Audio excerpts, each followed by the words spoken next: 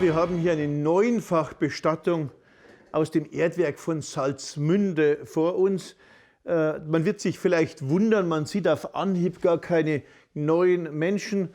Rechts liegt eine Frau, hier liegt eine Frau, dort unten liegt eine Frau und hier liegt eine Frau, bei der der Schädel fällt. Wir sehen zwei Kinder den Frauen zugewandt. Das kleinere Kind ist etwa 1,5 Jahre alt, das nächste Kind ist etwa 2 Jahre alt. Die Frau hält eben hier ein Kleinkind in der Hand und hier die Frau hält einen Säugling in der Hand. Dann haben wir schon 8 Menschen, aber im Becken dieser Frau sind die Knochen eines weiteren Säuglings. Da entsteht der Eindruck, es würde sich um ein Neugeborenes handeln. Wir haben uns die Zähne angesehen mit den Anthropologen und festgestellt, die haben ein Stillsignal. Das heißt, das Kind hat schon Milch getrunken. Das Kind ist also zumindest 10, 11, 12 Monate alt und wurde einfach bei der Frau auf dem Bauch abgelegt. Nicht? Wir haben also hier ein sorgfältig arrangiertes Bild, das man mit Sicherheit bewusst so hergestellt hat.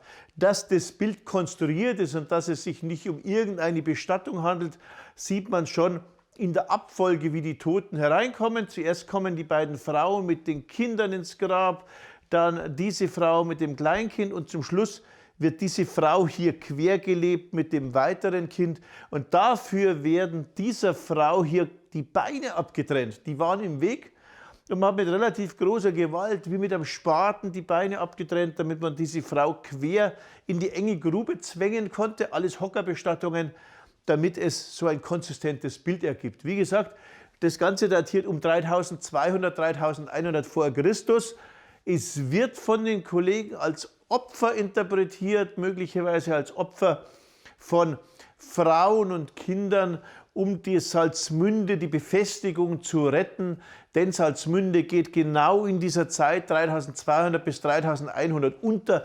Aus dem Norden drängen Trichterbechergruppen. Das sind ehemals geflohene, vor einigen tausend Jahren geflohene Menschen aus dem Gebiet hier von Salzmünde. Da waren die Jäger und Sammler. Als die bandkeramische Revolution kommt, Menschen aus dem Vorderen Orient, gehen die nach Norden, leben dort weiter und die werden ökonomisch sehr stark und drängen dann wieder nach Süden. Und diese Nachkommen der Bandkeramiker sozusagen werden damit verdrängt und die letzte Festung, die sie halten, ist die Festung von Salzmünde.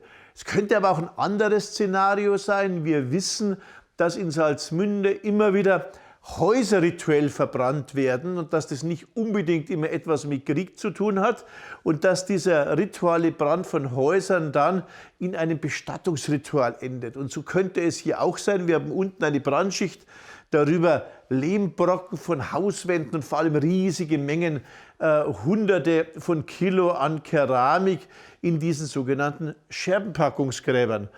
Wenn wir uns die Skelette näher anschauen, dann sehen wir Hinweise von Gewalt. Dieses eine Kind hier, das die Dame im Arm hält, das etwa 3-jährige Kind, wurde am Schädel erschlagen. Da sehen wir einen massiven Impact. Was auch noch spannend ist, nicht? Und interessant, dort unten sehen wir einen Hamster, der ins Grab gekrabbelt ist. Wir haben den Hamster datiert, der ist übrigens neolithisch. Wir haben also hier einen neolithischen Hamster. Dass Schädelkult eine Rolle spielt, sehen wir daran, dass dieser Frau und diesem Kind der Schädel fehlt. Vom Kind ist noch der Unterkiefer vorhanden. Offenbar hat man mit den Schädeln etwas gemacht. Und wir wissen, dass in Salzmünde ein ausgiebiger Schädelkult betrieben wurde. In den Gräben der Siedlung liegen die Schädel aufgereiht.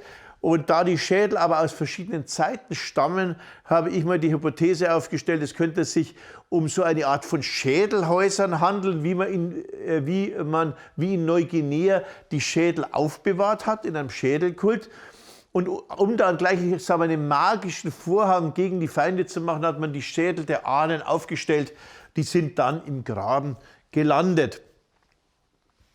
Was ist das weiterhin Besondere? Das weiterhin Besondere ist, dass die alle irgendwie angebrannt sind, diese Körper. Das heißt, möglicherweise hat es zu tun mit diesem Abbrennen des Hauses, mit dieser rituellen Zerstörung und diesem Wiederaufbau des Ganzen sozusagen im Grab. Also eine Zerstörung, eine Destruktion, wie es bei Brandbestattungen später auch vorkommt.